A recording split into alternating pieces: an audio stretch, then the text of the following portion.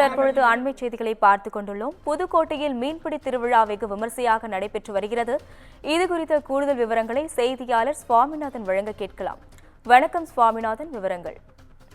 அஸ்வினி, குளத்துப்பட்டியில், அதாவது புதுக்கோட்டை மாவட்டம் குளத்துப்பட்டியில் ஊத்தா குத்து எனும் மீன்பிடி திருவிழா வெகு விமர்சையாக நடைபெற்று வருகிறது. புதுக்கோட்டை மாவட்டம் திருமயம் மற்றும் சுற்றுவட்டார பகுதிகளில் நெல் அறுவடைக்கு பிறகு கோடை காலத்தில் விவசாய கண்மாய்களில் நீர் வற்றிய பிறகு கிராம மக்கள் ஜாதி மதம் பாராமல் ஒன்று சேர்ந்து மீன்பிடி திருவிழா வெகு விமர்சையாக நடைபெறும் வழக்கம். இதுல பொதுவாக மீன்பிடி திருவிழாவில் அனைத்து மீன்பிடி உபகரணங்களையும் கொண்டு கண்மாயில் இறங்கி கட்டணம் ஏதும் செலுத்தாமல் பொதுமக்கள் மீன்களை பிடிப்பார்கள். ஆனால் ஊத்தா குத்து மீன்பிடி என்பது ஊத்தா என்ற மீன்பிடி உபகரணத்தை கொண்டு மட்டுமே மீன்களை பிடிப்பர்.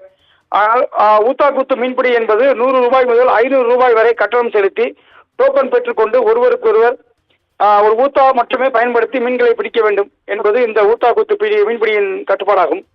இந்நிலையில் புதுக்கோட்டை மாவட்டம் திருமயம் அருகே குளத்துப்பட்டியில் உள்ள சிறுமாய் கண்மாயில் ஊத்தா குத்து மீன்பிடி திருவிழா இன்று வெகு விமர்சையாக நடைபெற்று வருகிறது.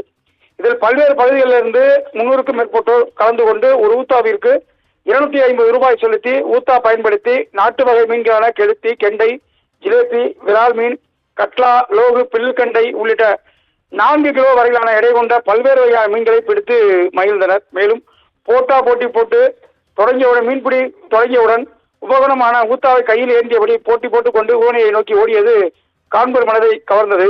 மேலும் இந்த மீன்பிடி திருவிழாவை ஜல்லிக்கட்டுக்கு இணையாக பார்வையாளர்கள் கண்டு ரசிப்பதாகவும் இந்த மீன்பிடி திருவிழாவுக்கான சிவகங்கை உள்ளிட்ட பல்வேறு மாவட்டங்களிலிருந்து பார்வையாளர்களை வருகை தந்து உற்சாகமுடன் மீன்பிடி திருவிழாவை கண்டு மகிழ்ச்சி அடைந்தனர். அஸ்வினி,